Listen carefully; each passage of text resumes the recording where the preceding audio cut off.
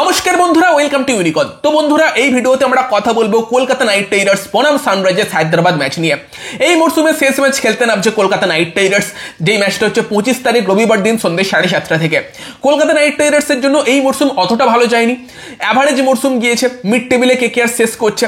এবং যদি কলকাতা মরসুমের শেষটা জয় দিয়ে করতে পারে তাও অনেক সমর্থক খুশি হবে যে ঠিক আছে, মরসুমটা অতটা ভালো যায়নি গত বছর চ্যাম্পিয়ন হবার পর, বাট শেষটা আমরা জয় দিয়ে করছি এবং জিতলে একটা পসিবিলিটি আছে কেকেআর কিন্তু 5 নম্বরেও শেষ করতে পারে, যেটা খুব একটা খারাপও হয়তো নয়। তো সেখানে কিন্তু কলকাতা নাইট রাইডার্সের জন্য লাস্ট ম্যাচ সানরাইজার্স হায়দ্রাবাদের এগেনস্টে।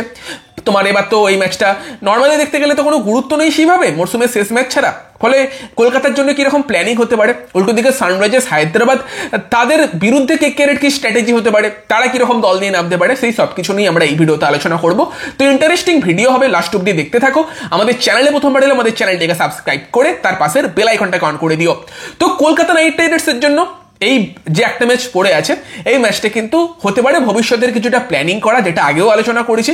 বেশ কিছু প্লেয়ার যারা সুযোগ পায়নি তাদের মতো কাউকে সুযোগ দিতে পারে, যেখানে ডেফিনেটলি কিন্তু লুবনিত সিসোদিয়া তাকে কিন্তু সুযোগ দিয়ে দেখতে পারে। যদি কলকাতা নাইট রাইডার্স পরের বছরের আগে একজন ভালো ইন্ডিয়ান উইকেট কিপার ব্যাটসম্যানকে সেট করতে পারে, সেটা অকশন থেকে যদি কাউকে কেনে বা লুবনিতের মতো প্লেয়ারকে যদি সেট করতে পারে, একটা ম্যাচ দিয়ে দেখুক কিরকম খেলছে, দেন বাকি ডোমেস্টিক সিজনটা ফলো করুক, সেখানে কিন্তু কেকেআরের কাছে বিদেশিদের ক্ষেত্রে অপশন আরও অনেক খুলে যাবে। বিদেশি উইকেট কিপার ব্যাটসম্যানই আনতে হবে তার কোনো মানে নেই, সেখানে কিন্তু অন্য কোনো বিদেশি ব্যাটসম্যান বা বিদেশি অলরাউন্ডার সেই টাইপের প্লেয়ার কিন্তু আনতে পারে, যেখানে অপশন হয়তো কেকেআর আরও অনেক বেশি পাবে। ফলে আই থিঙ্ক লুবনিত সিসোদিয়া তাকে কিন্তু কেকেআরের অবশ্যই এই ম্যাচে সুযোগ দেওয়া উচিত, যেটা আমি আরসিবি ম্যাচের আগেও বলেছিলাম যে কেকেআরের জন্য এটা পারফেক্ট টাইম আঙ্ক্রিস রঘুবংশী এবং লুবনিত সিসোদিয়া সেই কম্বিনেশনটা দেখে নেবার, যে যদি সেটা চলে যায় পরের বছর কি সেই কম্বিনেশনটাকে কেকেআর ট্রাস্ট করতে পারে। যদি না কেকেআর অন্য কোনো বড় প্লেয়ারকে নিয়ে আসতে পারে অন্য টিম থেকে, সেক্ষেত্রে সেখানে কিন্তু আই থিঙ্ক এই ম্যাচে কিন্তু Angkrish রঘুবংশীকে as a opener try করা এবং তার সঙ্গে লুবনিত সিসোদিয়াকে ট্রাই করার একটা আদর্শ সুযোগ। অবশ্যই আমরা চাই কেকেআর সিজনের শেষটা জয় দিয়ে করুক, তবে তার পাশাপাশি পরের মরসুমের জন্য যেন কিছুটা প্ল্যানিংও করে রাখতে পারে, সেটাও আমরা চাই।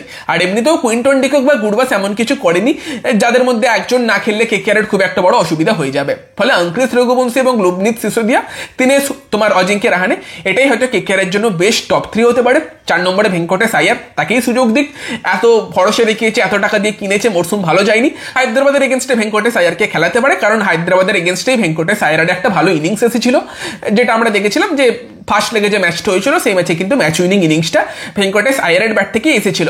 দেন আই থিঙ্ক 5 নম্বরে তুমি রাসেলকে খেলো, 6 নম্বরে রিঙ্কুকে খেলো, বা সিচুয়েশন ডিফিকাল্ট থাকলে 5-এ রিঙ্কু, 6-এ রাসেল, 7-এ রমনদীপ, এটাই কিন্তু কলকাতা নাইট রাইডার্সের বেস্ট টপ 7 হতে পারে এই ম্যাচের জন্য। দেন 8 নম্বরে সুনীল নারায়ণকে এই ম্যাচে ওপেন করানোর দরকার নেই, তাকে 8-এ খেলিয়ে দাও। দেন বোলার্সদের কথা বললে সেখানে কিন্তু কলকাতা নাইট রাইডার্স হর্ষিত রানাকে খেলাবে, তার সঙ্গে অ্যান্ড্রিক নরকিয়াকে খেলাতে পারে এই ম্যাচে, এবং স্পেন্সার জনসন অথবা বৈভব আরোরার মধ্যে একজনকে খেলাবে। আর অ্যাজ এ স্পিনার তোমার তো বরুণ চক্রবর্তী থাকবে।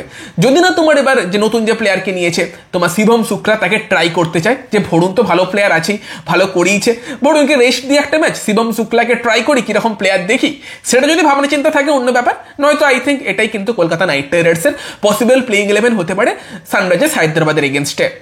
আর যদি কলকাতা ম্যানেজমেন্ট ভাবে যে না, আমরা আঙ্ক্রিস রঘুবংশীকে 4-এই খেলাবো, কারণ যতই আঙ্ক্রিস টপ অর্ডারের ব্যাটসম্যান হোক, এটাও ঠিক কথা যে মিডিলে সব থেকে ভালো স্পিন বাকিদের তুলনায় আঙ্ক্রিসই খেলেছে।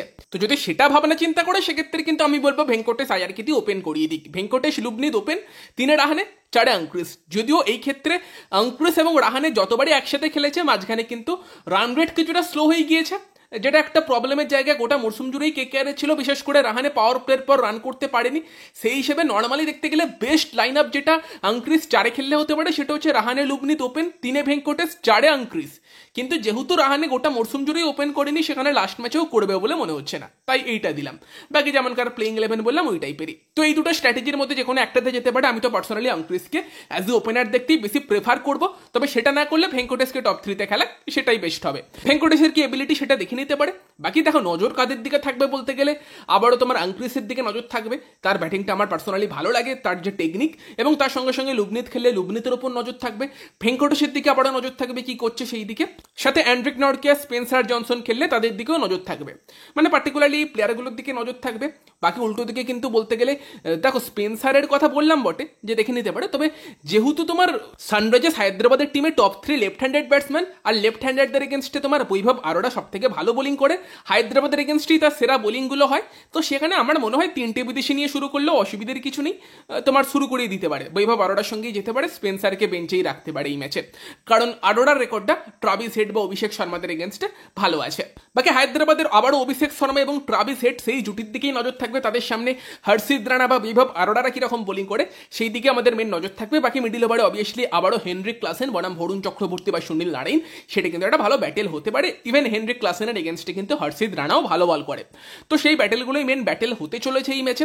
বাকি তোমার সানরাইজার্স হায়দ্রাবাদ রিসেন্টলি স্ট্র্যাটেজি অনেক চেঞ্জ করেছে, তারা কিন্তু মোহাম্মদ সামিকে বসিয়েছে, তোমার নীতিশ কুমার রেড্ডি যে মেনলি 4 বা 5 ব্যাট করছিল তাকে কিন্তু ফিনিশার হিসেবে খেলাচ্ছে, বেশ কিছু স্ট্র্যাটেজি চেঞ্জ করেছে। যদিও এখনো একটা ম্যাচ আরসিবির সঙ্গে পড়ে আছে কলকাতার সঙ্গে খেলার আগে হায়দ্রাবাদের, তবে আমরা যেটা নর্মালি দেখতে পাচ্ছি সেটা হচ্ছে প্যাট কামিন্স কিন্তু এখন নতুন বলের দায়িত্বটা তুলে নিয়েছে। মোহাম্মদ সামি যখন খেলছিল সেখানে প্যাট কামিন্স কিন্তু মিডিলে বোলিং করতো, এবং প্যাট কামিন্সের সঙ্গে কিছু ম্যাচে জয়দেব উনাদকাট শুরু করছিল, লাস্ট ম্যাচে স্পিনার হার্টস দুবে শুরু করেছিল। এই ম্যাচেও সেরকম কিছু ভাবনা চিন্তা থাকতে পারে। এবং দেন মিডিল ওভার কিন্তু হর্ষল প্যাটেল, এসান মালিঙ্গা তারা কিন্তু মেনলি অপারেট করছে, তার সঙ্গে সঙ্গে কিন্তু জিসান আনসারিকে দিয়ে বল করাচ্ছে। এবং আগের দিন আমরা নীতিশ কুমার রেড্ডিকেও 2 ওভার বল করতে দেখেছি এবং নিকোলাস পুরানের সামনে লাস্ট ওভার বল করতে চলে গিয়েছিল, যেটাও দেখায় যে প্লেয়ার কিভাবে তৈরি করতে হয়। এরকম কঠিন সিচুয়েশনের সামনে প্লেয়ারদের ফেলে দিলে তবেই প্লেয়াররা তৈরি হবে, সেটা কিন্তু প্যাট কামিন্স দেখিয়েছে। নীতিশ কুমার রেড্ডিকে যদি অ্যাজ এ অলরাউন্ডার তৈরি করতে হয় এই টাইপের কঠিন সিচুয়েশনে বল করতে হবে, ফলে সেই জিনিসগুলো কিন্তু দেখার বিষয় ছিল। এবং কলকাতার এগেনস্টেও হয়তো খুব বেশি পরিবর্তন হবে না, এরকমই বোলিং অ্যাটাক নিয়ে হয়তো হায়দ্রাবাদ যাবে। ব্যাটিংয়ের কথা বললে আগের দিন দেখলাম কামিন্দু মেন্ডিসের ইঞ্জুরি লেগেছে, ফলে আশা করি ট্রাভিস হেড তার জায়গাতেই চলে আসবে কলকাতা ম্যাচে। এবার ট্রাভিস হেডের আর কি কোভিড ধরা পড়েছে, সেই জন্য সে আগের দিন অ্যাভেলেবেল ছিল না। আরসিবি ম্যাচে থাকবে কিনা শিওর নেই, বাট মেবি কেকেআর এগেনস্টে অ্যাভেলেবেল থাকতে পারে।